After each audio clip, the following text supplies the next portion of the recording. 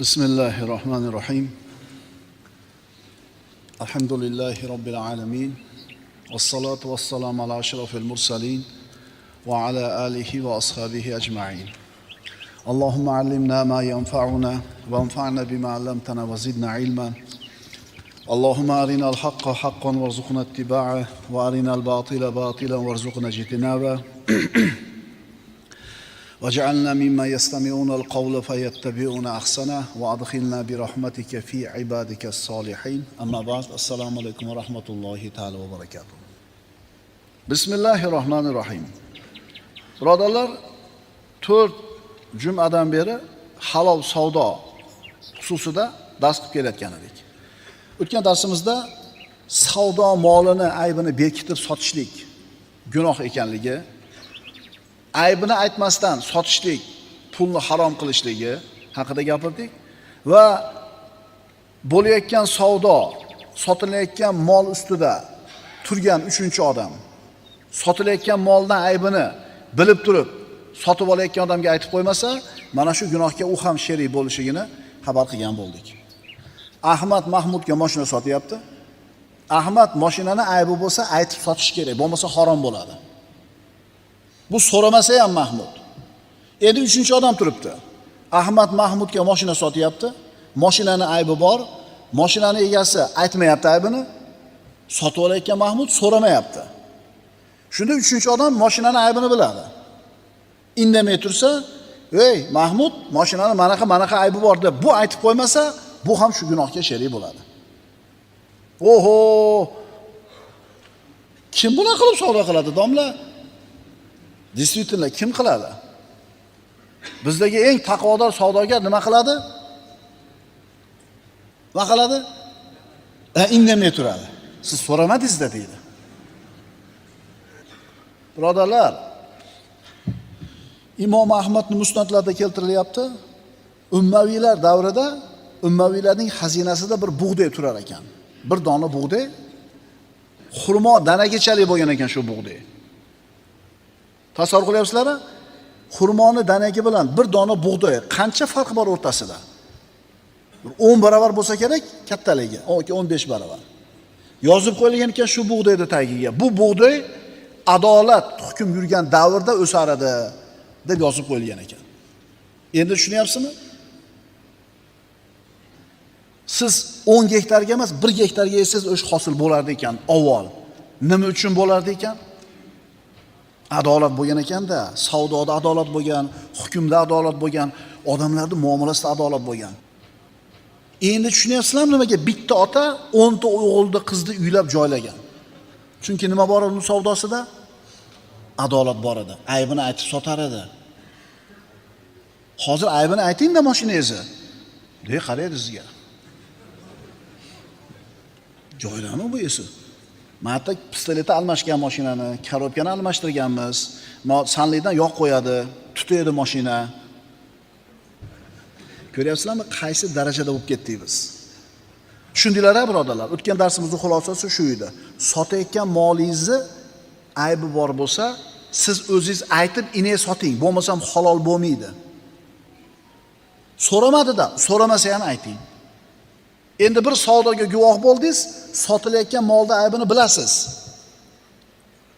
Sotayotgan odam aytmayapti aybini. Sotib olayotgan odam so'ramayapti. Lekin siz bilasizmi? Aytmasangiz shu gunohga siz ham sheriksiz.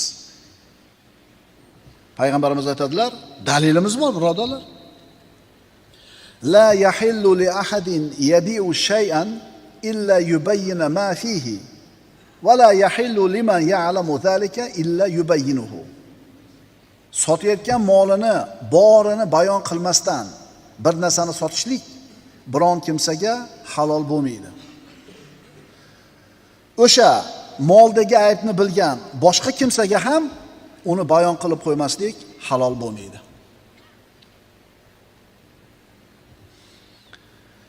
Ko'p odamlar bu haqiqatni bilishmaydi. Sotuvchini klientni aldayotganligini ko'radi, ammo indamay o'tib ketaveradi. Nasihat qilmaydi. Klientga bilmaydigan narsasini aytib qo'ymaydi.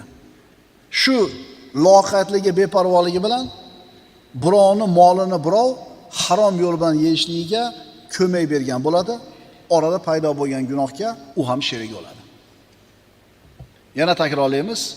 Rasululloh aytdilar, kimda kim bir aybli narsani aybini bayon qilmasdan sotsa, shu inson Allohning g'azabida turadi yoki maloikalar unga la'nat aytib turishadi. Savdoda makr qilish va aldash. Har bitta savdogar o'zini sohasida qanaqa makr, qanaqa yolg'on, aldash yo'llari borligini yaxshi biladi. Payg'ambarimiz aytadilar: "Man g'oshshana falaysa minna." Kim bizni aldasa, bizdan emas. Wal makru wal khida'u finnar. Makr va aldov jahannamda. Bu aqllar ana shu makrni, hiylani, aldash yo'llarini turli-turman, xilma-xil yo'llarni o'ylab topishgan. Tarozini eplashi, metrni eplashi va hokazo. Yolg'on qasam ichish. Savdo molini o'tkazish uchun yolg'on qasam ichish bo'lsa, eng katta gunohlardan bo'ladi. Abu Hurayra radhiyallohu anhu dan Payg'ambarimiz sollallohu alayhi vasallam aytadilar: "Al-halifu munfaqatun lis-sal'ati, mamhaqatun lil-barakati." Qasam ichish savdo molini o'tkazuvchidir, yana barakani ketkazuvchidir. Agar ichayotgan qasamingiz rost qasam bo'lsa ham, savdoda ko'p qasam ichmang. Bu qasamni ko'p ichishlik yaxshi narsa emas. Xususan savdoda qasam ichib sotishlik tovarni o'tkazadi, lekin barakani ketkazadi. Endi ichayotgan qasamingiz yolg'on bo'lsa-chi? Imom Muslimning rivoyatida iyyakum va kasratul halifi fil bay'. Oldi sotdida, savdoda ko'p qasam ichishlikdan ehtiyot bo'linglar, dedilar Rasululloh. Fa innahu yunafiqu thumma yamhaqu. Chunki u qasam o'tkazadi va o'chiradi. O'tkazadi va o'chiradi. Tovar o'tdi, lekin barakasi o'chadi. Endi o'sha rizq haqidagi tushunchasi noto'g'ri bo'lgan, rizq haqidagi tasavvuri to'g'ri bo'lmagan odam ana shu qasam ichib molini o'tkazib aytadiki, shu qasamni ichmasam molni olmasdi deydi. Yolg'on gapirib o'tkazib turib, shu yolg'onni aytmasam olmasdi deb o'ylaydi. Sen yolg'on gapirganligi uchun olgani yo'q u. Yoki rost gapirgani uchun olmay qo'ygani yo'q u. Alloh taqdiriga bitgan ish bo'ldi. Alloh bugun olishini yozganmi? Rost gapirsang ham, yolg'on gapirsang ham oladi. Agar yozmagan bo'lsa olmaydi. Shuni tushunaylik. Miqdori ko'payganga o'xshaveradi. Pul kattayotganga, ko'payganga o'xshaveradi sanasiz. Lekin haqiqiy foydasi bo'lmaydi. Barakasi bo'lmaydi. O'sha topgan katta puliga yolg'on va qasam bilan, yolg'on bilan topgan puliga Alloh taolo bir musibatni berib qo'yadi. Lopati cho'kib ketadi konteyneri dengizga. Lopati o't ketib qoladi. Qo'yingki Alloh taolo bir talofatni yetkazadi. Demak, yolg'on qasam molni o'tkazadi, barakani ketkazadi. Osmoni yer yaralmay turib hali. Osmoni yer yaralishidan 50 ming yil avval Alloh taolo haloyiqlarning hammasini rizqini taqdiriga bitib qo'ygan. Onasini qornida 121-kuni kelib o'sha narsa yozib qo'yilgan peshonasiga. Rizqi ajali. Halol bo'lsin, harom bo'lsin, taqvodor bo'lsin, fojir bo'lsin, hunar qilsin, ilm yo'lini tutsin, nima ish qilishdan qat'iy nazar o'sha taqdir qilingan rizq keladi. Faqat inson uni barakotli qilib topishi bor, bebaraka qilib topishi bor. Rizq ishida bizning ikkita rolimiz bor. Birinchisi, qanaqa kasb, qanaqa hunar tanlash. Bu biz ixtiyorimizda. Ikkinchisi, shu tanlagan kasb va hunarimizda taqvodor bo'lish yoki fojir bo'lish. Shular bizning ishtirokimiz bu ishda. Yolg'on guvohlik berish. Abdulloh ibn Avfodan rivoyat qilinadi. Bir kishi bozorda turib bir molni savdoga qo'ydi. Va ana shu musulmonlardan bittasini shu molga qiziqtirish uchun o'sha molga o'ziga berilgandan ko'ra ko'proq narsani aytib, Allohning nomini aytib qasam ichdi. Aka o'zi 10 so'mga kelgan, sizga beryapman 8 so'mga deydi. Guvoh bo'lganmisizlar? O'zicha yaxshisi aytmanglar qanchaga kelganini. Eng oson yo'li. Chunki shayton borda, nafs borda 10 ming dona olaman deb turdilar mol piyaladan. Yaxshi pul, yaxshi klientda, to'g'rimi? Shu yerda bitta yolg'on gapirib qo'yishga to'g'ri keladi. Shuning uchun aytmay qo'ying. O'zi qanchaga olgansiz desa, aka bu meni kommersiya taynam bu. Nima qilmay qo'ying mendan? Demak, bir kishi bozorda turib bir molni savdoga qo'ydi. Ana shu musulmonlardan bittasini qiziqtirish uchun o'sha molga o'ziga berilgandan ko'ra ko'proq pulni aytib, Allohning nomiga qasam ichdi. Shunda mana bu oyat nozil bo'ldi. Astagfirullah. Innal ladina yashtaruna bi ahdillahi va aymanihim thamanan qalila. Allohning ahdini va o'z qasamlarini ozgina bahoga sotadiganlar. Imom Buxoriy rivoyat qilgan. Oyatning davomida nima degan Alloh? Ulayka la xalaqa lahum fil axirati va la yukallimuhumullohu va la yanzuru ilayhim yawmal qiyamah va la yuzakkihim va lahum azabun alim. Allohning nomini o'rtaga qo'yib, yolg'on qasam ichayotgan onlar haqida Alloh aytayapti. Albatta ana o'shalarga oxiratda yaxshi nasiba yo'qdir. Qiyomat kuni Alloh ularga gapirmas, nazar solmas va ularni poklamas. Ularga alamli azob bor. Alloh taolo qiyomat kunida bizga qaramasa, gapirmasa va bizni poklamasa gunohlarimizdan holimizga voy. Endi mana shunday Alloh taoloning marhamati turibdi sizga.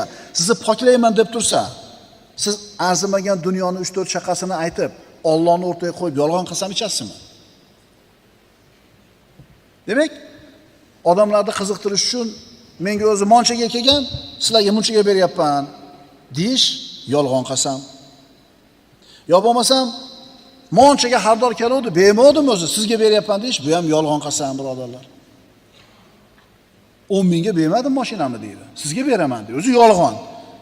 O'zi 8 mingga ham xaridor nima qilmadi? Chiqmadi. Har safar aytaman. Shunaqa yolg'on bilan, shunaqa g'irrom bilan topilgan pulni qayoqqa sarf bo'layotganligiga odamlar e'tibor bermaydi-da. O'sha yolg'onni gapirib, yolg'on qasamni ichib katta pulni topganingni ko'ramizda biz. O'sha pul qayoqqa sarf bo'layotganligini bir qarab qo'yinglar. O'shnaqa harom yo'l bilan boygan odamlar o'zlari ham qaramaydi-da, u pul qayoqqa ketayotganini. Oilasida, farzandlarining hayotida bir baraka, osoyishtalik yo'q. O'sha yerga qarasangiz, bu yoqdan to'xtab qolasiz. Yolg'on va aybni berkitish barakani yo'q qiladi. Payg'ambarimiz sollallohu alayhi vasallam aytadilar: "Al-bayyi'ani bil khiyar ma lam yatafarraqa." Oldi sotdi qiluvchilar to ajralmas ekanlar yoki ajrashgunlaricha ixtiyorlidirlar. Agar u ikkisi savdosida rostgo'y bo'lsa va molni aybini agar bor bo'lsa, bayon qilsa, ularga baylari barakali qilinadi va agar yashirsa va yolg'onchi bo'lsa, savdolarining barakasi o'chiriladi. U ham yolg'ondan bir paketni ushab turibdi, sotayotgan. Sotib olayotgan ham yolg'ondan bir paketni olib kelgan. Bitta yolg'onga ikkinchi yolg'on tashlaydi. Bitta yolg'onga ikkinchisini tashlaydi. Aka boshqa pulimiz yo'q-da deydi. Yolg'on. Aka 8 ming pulimiz bor deydi. Yolg'on, 10 ming pulim bor. Indama, sendan so'rayaptimi qancha puling bor deb. Bu ham aytadi, aka o'zi menga 10 mingga kelgan deydi. Bu ham yolg'on. Tushunyapsizlarmi endi? Rizq masalasida qanchalar bizni tasavvurlarimiz noto'g'ri, shariatga tushunmaydigan bo'lib ketgan. Rost gapirib savdo qilish mumkin emas desa dindan chiqadi. Dindan chiqadi, chunki Alloh va payg'ambari rostgo'y bo'l deb tursa, buni qilish mumkin emas deb siz oyatni, hadisni inkor qilyapsiz. Oldi sotdi qilayotganlar to ajrashib ketmagunicha ixtiyorli. Agar savdosida rostgo'y bo'lsa, agar aybi bo'lsa molini bayon qilsa, baylari barakali qilinadi. Va agar yashirsa va yolg'onchi bo'lsa, savdolarning barakasi o'chadi. Qilib ko'ring-da shuni. Shu darslarimizda aytib berganimizda ayrim ukalarimiz shuni aytishdi-da. Domla, mana shunaqa qiluvdim, boshida qiyin bo'ldi deydi, lekin zo'r ekan deydi. O'sha klient qaytib keladigan bo'lib qoldi deydi. Rost gapirganimni ko'rib deydi. Va ishimda, pulimda barakani ham ko'rdim deydi. Qilib ko'ringlar-da, birodarlar. Biz ertaga aytmayapmiz. Biz oyatni, hadisni aytyapmiz. Bir dona bug'doy adolat qoyim bo'lgan davrda xurmoni danagidek katta bo'lgan ekan. O'shunda 10 reys borish shart emas Xitoyga, Turkiyaga. 1 reys borsiz bo'ladi. Sotilayotgan molda aybini xaridorga aytmaslik, bayon qilmaslik, berkitishlik harom bo'lgan amal. Kim mana shunday yo'l tutayotgan bo'lsa, Alloh taolaning rahmatidan chiqib ketadi, Alloh taolaning g'azabiga qoladi. Endi kimdir shunday ish qilayotgan bo'lsa yoki qilgan bo'lsa, tavba qilsin, to'xtatsin. Siz o'zingiz bugundan boshlab shunday savdo qilaman deb Allohdan bir tavfiq va madad so'rab boshlang-da, Alloh sizga quvvat beradi, imkon beradi. Tavba qiling. Agar shunday ishlar o'tgan bo'lsa, tavba bo'lganda ham nasuh tavba bo'lsin. Astagfirullah.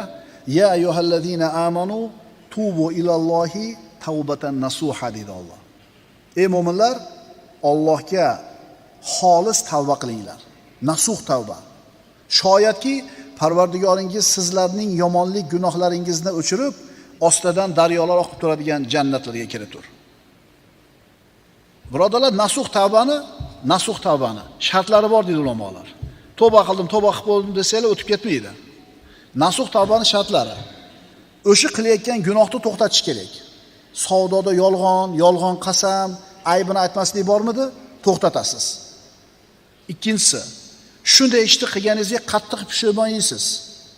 Uchinchisi, qaytib bu ishga kirmayman deb Allohga va'da berasiz. To'rtinchisi bor, agar bandalarda haqqi bo'lsa. Bandalarda haqqini yegan bo'lsangiz, qaytarib berasiz. Allohning haqqida mana 3 ta bo'ladi, shart, nasuh tavbaning sharti. To'xtaysiz, pushaymon yeysiz, qaytmayman bu gunohga deysiz. Endi agar odamlarning haqqi ustida bo'ladigan bo'lsa bu gunohlar, 4-shart qo'shiladi, qaytarib berasiz. Nasuh tavbaning shar'iy ma'nosi haqida ulamolardan bir qancha fikrlar bor.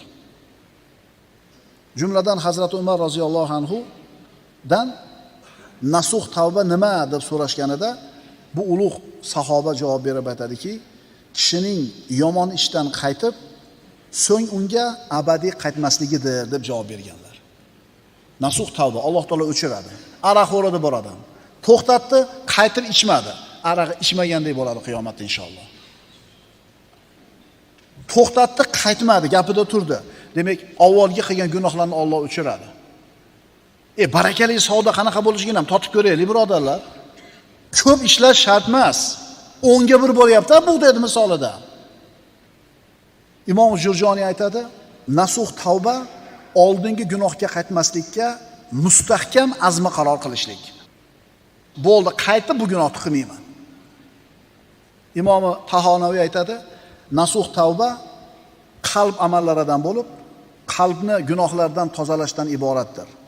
Uning alomati banda ma'siyatni yomon ko'rishi va qabih sanashi hamda hech xotiriga keltirmasligidir.